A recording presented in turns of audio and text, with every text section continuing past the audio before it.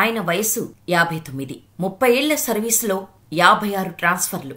ఇంకో అద్భుతమైన విషయం ఏంటంటే రోజుకి 8 నిమిషాల పనికి 40 లక్షల జీతం. ఇలాంటి ఆఫర్ ఇస్తే ఏ అధికారి అయినా ఎగిరి గంతేస్తాడు. కానీ ఇప్పుడు మనం చెప్పుకోబోయే ఈ ఆఫీసర్ మాత్రం అలా కాదు. ఆయన నిజాయితీతో ప్రభుత్వాలనే గడగడలాడించారు. అవినీతిని అస్సలు సహించారు. అందుకేనేమో ఆయన్ను ఒకే ప్రాంతంలో ఉండనివ్వరు. ఏ శాఖలోనూ ఎక్కువ రోజులు పనిచేయనివ్వరు. ఒక శాఖపై దృష్టి పెట్టనివ్వరు. సర్వీసులో సీనియర్ అయినా ప్రమోషన్లు లేవు. కేవలం ట్రాన్స్ఫర్లే. ఏకంగా ట్రాన్స్ఫర్లో రికార్డు సృష్టించారంటే అర్థం చేసుకోండి ఆయనకు నాయకులు ఎంతలా భయపడుతున్నారో. ఇంతకీ ఎవరైనా ఎందుకు ఆయన్ను టార్గెట్ చేస్తారు? సోనియా గాంధీ అల్లుడు చేసిన స్కామ్ ని ఎలా బయటపెట్టాడు? ఆ స్కామ్ వల్ల ఎలాంటి పరిణామాలు ఎదుర్కొన్నారు అనే విషయాలు తెలియాలంటే ఈ వీడియో చివరి వరకు చూడాల్సిందే. వీడియో ఇంట్రెస్టింగ్ గానే కాదు, చాలా ఇన్స్పైరింగ్ గా కూడా ఉంటుంది. మేమిచ్చే ఇన్ఫర్మేషన్ క్లియర్ గా అర్థం చేసుకోవాలంటే వీడియోని ఎక్కడా స్కిప్ చేయకుండా చివరి వరకు చూడండి. అయితే దానికి ముందు చిన్న రిక్వెస్ట్. ఇప్పటి వరకు మా ఛానల్ ని సబ్స్క్రైబ్ చేసుకోని వారుంటే వెంటనే సబ్స్క్రైబ్ చేసుకుని పక్కనే ఉన్న బెల్ ఐకాన్ కొట్టేసి నోటిఫికేషన్ ఆన్ లో పెట్టుకోండి. వీడియో నచ్చితే లైక్ చేసి మాకు కొంచెం సపోర్ట్ చేయండి. అలాగే చివర్లో మీ అభిప్రాయాన్ని మాకు కామెంట్ చేయడం మాత్రం అస్సలు మర్చిపోవద్దు. ఇక వీడియో స్టార్ట్ చేసేద్దాం. అశోక్ ఖేమ్కా పశ్చిమ బెంగాల్లోని కోల్కతాకు చెందిన ఈయన 1991 బ్యాచ్ కు చెందిన సీనియర్ ఐఏఎస్ అధికారి. పుట్టి పెరిగింది అంతా కోల్కతాలోనే. దిగువ మధ్యతరగతి కుటుంబానికి చెందిన కుటుంబంలో పుట్టినా చదువుని ఏమాత్రం నిర్లక్ష్యం చేయలేదు. ఐఐటి ఖరగ్పూర్ నుంచి బీటెక్ కంప్యూటర్ సైన్స్ లో పీహెచ్డీ, ఎంబీఏలలో పట్టా పొందాడి సరస్వతి పుత్రుడు. ఏది చదివినా ఆ సబ్జెక్టుపై పట్టు సాధించేవారు. ఈ క్రమంలోనే సివిల్స్ ని క్రాక్ చేసి హర్యానా క్యాడర్ కు ఎంపికయ్యారు. నీతికి నిజాయితీకి అద్దంలాంటి వ్యక్తి అధికారి అశోక్ ఖేమ్కా. ఉన్నది ఉన్నట్టు చెప్పే ముక్కుసూటితనం. ఎదుట ఉన్నది ఎంత పెద్దవారైనా సరే తప్పు చేస్తే వదిలిపెట్టని నైజం ఖేమ్కాకే సొంతం. అయితే సాధారణంగా ఈ గుణాలు అందరికీ నచ్చవు, ముఖ్యంగా పాలకులకు. అందుకే ఆయనను ఎక్కడా స్థిరంగా పని చేయనివ్వకుండా ఎక్కడికెళ్లినా ట్రాన్స్ఫర్లు చేస్తూనే ఉంటారు. అయినా సరే వెనక్కి తగ్గకుండా ఎక్కడా రాజీ పడటం లేదు. బదిలీ అయిన శాఖ గురించి క్షుణ్ణంగా తెలుసుకునే లోపు మళ్లీ ట్రాన్స్ఫర్ లెటర్ చేతిలో పెట్టి మరో శాఖకు పంపించేస్తూ ఆయన సహనాన్ని పరీక్షిస్తున్నారు. ఆయన పేరు చెబితే వణికిపోయే నాయకులు. ఆయన 30 ఏళ్ల సర్వీసులో ఇప్పటివరకు 56 సార్లు బదిలీ చేసేశారు. అయినా సరే ఎక్కడా భయపడకుండా అవినీతికి వ్యతిరేకంగా ఆయన పంథాలో పనిచేసుకుంటూ వెళ్తున్నారు. అశోక్ ఖేమ్కా అనే పేరు 2012లో ప్రియాంక గాంధీ భర్త Robert Vadra land deal mutation ను రద్దు చేయడంతో ఒక్కసారిగా దేశమంతా మారుమోగింది. డిఎల్ఎఫ్ భూకబ్జా కేసుగా పాపులర్ అయిన ఈ కేసుతో కాంగ్రెస్ ప్రభుత్వంతో వైరం మరింత ముదిరింది.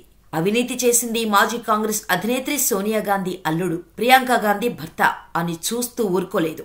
రాబర్ట్ వాద్రా చేసిన భూకబ్జాలను ఆధారాలతో సహా బయటపెట్టడంతో కాంగ్రెస్ ప్రభుత్వానికి పెద్ద తలనొప్పిగా మారారు ఖేమ్కా.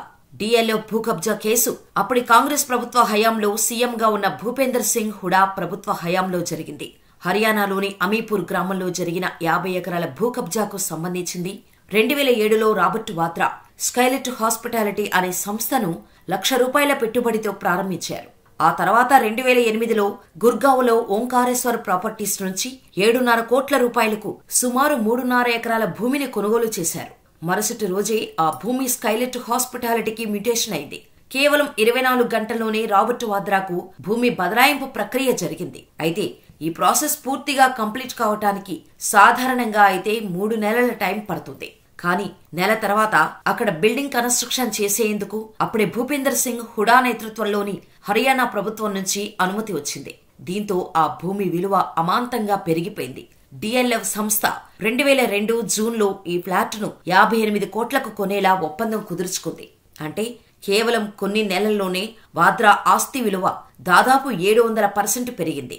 అప్పటి director general consolidation of land holdings and land records come inspector general of registration గా ఉన్న అశోక్ ఖేమ్కా డిఎల్ఎఫ్ సంస్థ ద్వారా జరిగిన అవినీతిని గుర్తించారు. బిల్డర్స్ రైతుల నుంచి భూమిని ఎలా తక్కువ ధరలకే లాక్కున్నారు, ప్రభుత్వం భూచట్టంలోని సెక్షన్ 4ని అమలు చేసేలా ఎలా చేశారో ఖేమ్కా కనిపెట్టి భూ ఒప్పందం మ్యూటేషన్ ను రద్దు చేశారు. భూచట్టంలోని సెక్షన్ 4 అంటే ప్రజా ప్రయోజనం. అంటే ఏదైనా పెద్ద పెద్ద కంపెనీలు, హాస్పిటల్స్ వంటి నిర్మాణాలకు రైతుల నుంచి భూమి సేకరించటం.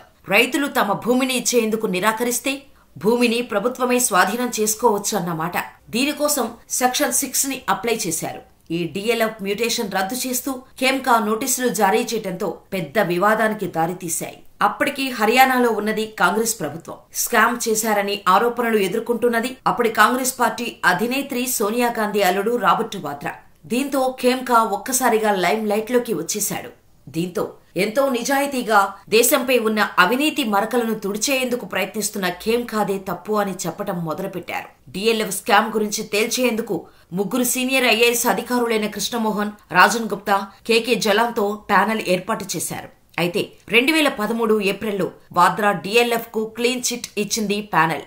ఐఏఎస్ అధికారి ఖేమ్కా తనపై ఉన్న అధికారానికి మించిన పని చేశారని ఆరోపించింది. అంతేకాకుండా ఖేమ్కాపై చర్యలు తీసుకోవాలని ఆదేశాలు జారీ చేసింది. డిఎల్ఎఫ్ స్కామ్ ని ఎక్స్పోజ్ చేయడంతో అశోక్ ఖేమ్కాను హర్యానాలోని నాటి భూపేందర్ సింగ్ హుడా కాంగ్రెస్ ప్రభుత్వం బదిలీల పేరిట ముప్పతిప్పలు పెట్టింది. ఒకానొక సమయంలో ఖేమ్కాకు అసలు పోస్టింగే ఇవ్వలేదు. అయితే 2014లో జరిగిన సార్వత్రిక ఎన్నికల్లో అఖండ విజయం సాధించిన బీజేపీ అధికార పగ్గాలు చేపట్టడం, హర్యానాలోనూ బీజేపీ ప్రభుత్వమే కొలువు తీరడంతో ఖేమ్కాకు కాస్త ఊరట కలిగినట్టు అయింది. కానీ ఖేమ్కాపై కక్ష సాధింపు చర్యలు అక్కడితో ఆగిపోలేదు. అవినీతికి వ్యతిరేకంగా పోరాడుతున్న ఖేమ్కాపైనే చీటింగ్ కేసు నమోదు చేయాలని 2004 బ్యాచ్ ఐఏఎస్ అధికారి సంజీవ్ వర్మ పంపిన రిఫరెన్స్ తో హర్యానాలోని పంచకుల పోలీస్ కమిషనరేటులో ఎఫ్ఐఆర్ కూడా నమోదైంది. 12 ఏళ్ల క్రితం Haryana state warehouse corporation ఎండీగా పనిచేసిన సమయంలో వేర్ హౌసింగ్ కార్పొరేషన్ లో 2 అధికారుల నియామకంలో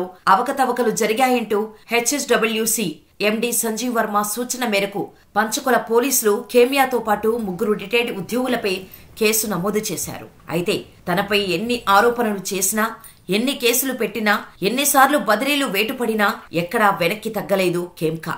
తన జీవితాన్ని కుదిపేసిన వాద్రా డిఎల్ఎఫ్ భూముల ఒప్పందంపై అస్సలు మాట మార్చలేదు. ఈ కేసు జరిగి దాదాపు 10 ఏళ్లు దాటుతున్నా కేసు దర్యాప్తు ఎందుకు నెమ్మదిగా సాగుతుందని 2014లో ప్రధాని నరేంద్ర మోడీ ఇచ్చిన హామీని ప్రస్తావిస్తూ హర్యానా ప్రభుత్వానికి లేఖ రాశారు. అయితే ఖేమ్కా పోస్ట్ పోల్ కోడ్ను ఉల్లంఘించడమే కాకుండా శత్రుత్వాన్ని ప్రోత్సహిస్తున్నారని మరో సీనియర్ ఐఏఎస్ అధికారి సంజీవ్ వర్మ హర్యానా ప్రభుత్వ ప్రధాన కార్యదర్శికి లేఖ రాశారు. ఖేమ్కాపై క్రమశిక్షణ, క్రిమినల్ చర్యలు తీసుకోవాలని కోరారు. అయితే ఇలా రాబర్ట్ వాద్రా ఒక్క కేసే కాదు, తనను బదిలీ చేసిన ప్రతి శాఖలో ఉన్న ప్రతి అవినీతిని వెలుగులోకి తీసుకువస్తూ విజిల్ బ్లోయర్ గా మారారు Khemka. Haryana seeds development corporation limited managing director గా ఖేమ్కా అపాయింట్ అయిన 5 నెలల్లోనే దానిలోని అక్రమాలను బయటపెట్టారు. దీంతో వెంటనే అంటే ఏప్రిల్ 4, 2013న అక్కడి నుండి ట్రాన్స్ఫర్ చేసేశారు పాలకులు. ఖేమ్కాను ఎప్పుడు బదిలీ చేసినా ఆయన ఎక్స్పీరియన్స్ కు సంబంధం లేని పదవిలో కూర్చునేలా చేసేవారు.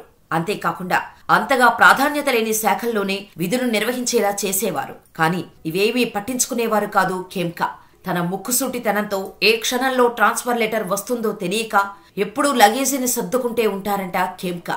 ఎన్నిసార్లు ఎక్కడికి ట్రాన్స్ఫర్ చేసినా తన ఎక్స్పీరియన్స్ ని దృష్టిలో పెట్టుకుని ఎక్కువ పని ఉండే శాఖకు బదిలీ చేయండి అని అంటుంటారు ఖేమ్కా.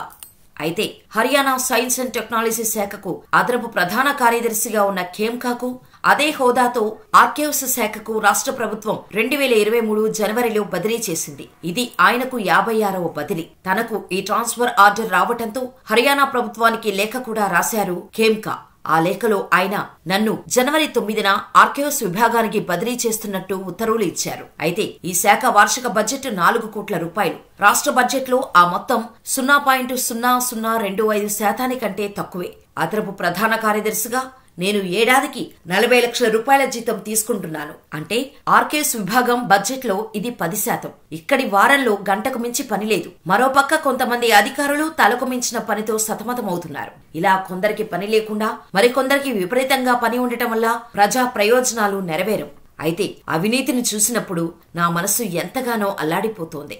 వ్యవస్థకు పట్టిన క్యాన్సర్ ను వదిలించాలంటే తపనతో నా కెరీర్ ను పణంగా పెట్టాను. అవినీతిని అంతం చేసే విషయంలో విజిలెన్స్ విభాగం ముఖ్యమైంది. కెరీర్ చివరి దశలో ఉన్న నేను ఈ విభాగంలో సేవలు అందించాలనుకుంటున్నాను. నాకు అవకాశం ఇస్తే అవినీతికి వ్యతిరేకంగా నిజమైన యుద్ధం జరుగుతుందని హామీ ఇస్తున్నాను అంటూ ఖేమ్కా లేఖలో పేర్కొన్నారు. కానీ ప్రభుత్వం నుంచి ఎటువంటి సమాధానం రాలేదు. ఖేమ్కా తన కెరియర్ లో ఎక్కువగా ప్రాధాన్యత లేని శాఖల్లోనే పనిచేశారు. పోనీ అక్కడైనా స్థిరంగా ఉంచారా అంటే అదీ లేదు. సగటున 6 నెలలకు ఒక్కసారి ట్రాన్స్ఫర్ అయ్యారు. ఆర్కైవ్స్ శాఖలో పనిచేయటం ఇది 4వసారి. తొలిసారిగా ఆయనను 2013లో ఆ శాఖకు బదిలీ చేశారు. ఇక 2025లో ఆయన పదవీ విరమణ చేయనున్నారు. ఇంకా 1 సంవత్సరం సర్వీస్ ఉండటంతో విజిలెన్స్ శాఖలో అవకాశం ఇవ్వాలని కోరుతున్నారు ఖేమ్కా. రోజుకు 8 నిమిషాలు మాత్రమే పని. అంతకుమించి కష్టపడాల్సిన అవసరమే లేదు. ఆ చిన్న పనికి అక్షరాల ఏడాదికి 40 లక్షల రూపాయల జీతం వస్తుంది. బహుశా ప్రపంచంలోనే ఇంతటి సౌకర్యవంతమైన పని మరొకటి ఉండదు కదా. ఇటువంటి బంపర్ ఆఫర్ ఎవరికైనా వస్తే ఎగిరి గంతేస్తారు కానీ అశోక్ ఖేమ్కా మాత్రం తనకు ఈ ఆఫర్ వద్దని చెబుతున్నారంటే ఆయన క్యారెక్టర్ ఎటువంటిదో అర్థం చేసుకోవచ్చు. ఇలాంటి అధికారులు ప్రస్తుత సమాజంలో చాలా అరుదుగా ఉంటారు. వారిని జాగ్రత్తగా కాపాడుకునే హక్కు మనపై ఉంది. మరి అశోక్ ఖేమ్కాపై మీ అభిప్రాయాన్ని కామెంట్ చేయండి. మా ఇన్ఫర్మేషన్ నచ్చితే ఈ వీడియో లైక్ చేసి మా ఛానల్ ని సబ్స్క్రైబ్ చేసుకోండి. ఇలాంటి మరెన్నో అద్భుతమైన వ్యక్తులు, inspiring and motivational real life stories కోసం మన ఛానల్ ని వెంటనే సబ్స్క్రైబ్ చేసుకుని పక్కనే ఉన్న బెల్ ఐకాన్ కొట్టేసి నోటిఫికేషన్ ఆన్ లో పెట్టుకోండి. అందరిలో స్ఫూర్తిని నింపి కనీసం కొందరిలోనైనా మార్పు తీసుకురావడమే మా లక్ష్యం. దయచేసి వీడియోని ప్రతి ఒక్కరికి షేర్ చేయండి. మాలో భాగమవ్వండి.